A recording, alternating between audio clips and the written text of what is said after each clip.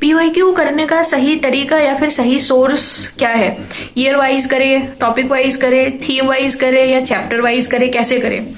तो जब मैंने प्रिपरेशन स्टार्ट किया था तब मुझे भी ये कंफ्यूजन होती थी, कुछ समझ नहीं आता था। यूट्यूब में देखती थी तो बहुत सारे बुक्स आते थे, टॉपर्स का टॉक देखती थी, कोई भी कुछ भी बोलते थे तो समझ नहीं आता था। तो मेरे पास बहुत सारे बुक्स आ गए, फिर भी कोई सोल्यूशन नहीं मिला। लेकिन इतने साल, इतने अटेम्प्ट देने के बाद मुझे ये रियलाइज हुआ कि जो हम चैप्टर्स करते हैं वो चैप्टर वाइज पहले हम लोगों को करना चाहिए।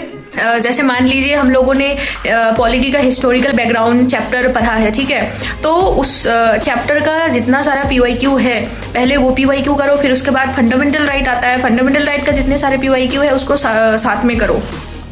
तो ऐसे जब चैप्टर वाइज या टॉपिक वाइज आपका पीवाईक्यू खत्म हो जाएगा तो आपको जाना है ईयर वाइज, ठीक है। ईयर वाइज आपको पीवाईक्यू करना है। बहुत सारा पुराना तो नहीं मिलेगा, लेकिन 2011 से लेकर अभी तो 25 तक ही अटेम्प्ट हुआ है, तो 2011 से लेकर 25 तक आप जीएस का पीवाईक्यू ईयर वाइज कर सकते हो जब आपका सारा सब्जेक्ट कंप्लीट हो जाएगा, टॉपिक वाइज, चैप्टर वाइज या फिर थीम वाइज। अब ईयर वाइज भी कैसे करना है, आपका पूरा एक बार रिवीजन हो गया टॉपिक, उसके बाद आप 11 से भी स्टार्ट कर सकते हो या फिर रिवर्स भी जा सकते हो, 25 से भी स्टार्ट कर सकते हो, लेकिन आपको पता नहीं चलेगा कि कौन सा क्वेश्चन कहाँ कैसे रिपीट हुआ।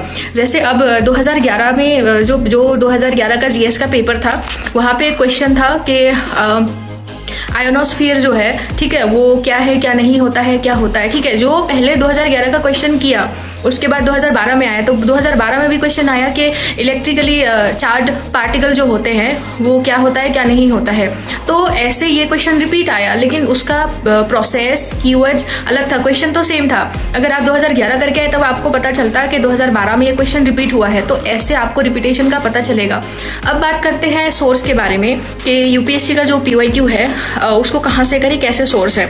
देखिए, मैंने आपको कहा था कि टॉपिक वाइज, थीम वाइज या चैप्टर वाइज करना है, तो मैंने कहाँ से किया था, जो मृणाल सर का एक बुक आता है वहाँ पे 25-30 साल का एक साथ क्वेश्चंस होते हैं, टॉपिक वाइज होते हैं, या फिर ओनली आईएएस से भी मैंने किया था। ओनली आईएएस का अभी एक छोटा सा बुकलेट आता है, क्वेश्चन बैंक आता है, वहां से भी आप थीम वाइज कर सकते हैं। उसके बाद आपको आप प्रिंट कर सकते हो 2011 से लेकर 25 तक का क्वेश्चन प्रिंट आउट करके आप कर सकते हो। ऑनलाइन में भी पीवाईक्यू अटेम्प्ट कर सकते हो, कोई इशू नहीं है, पीडीएफ में भी कर सकते हो। लेकिन मेन इशू ये है ना कि आपको एग्जाम लाइक माहौल नहीं मिलेगा और एग्जाम हॉल में आपको रियल पेपर से ही सॉल्व करना पड़ेगा। Thank you so much.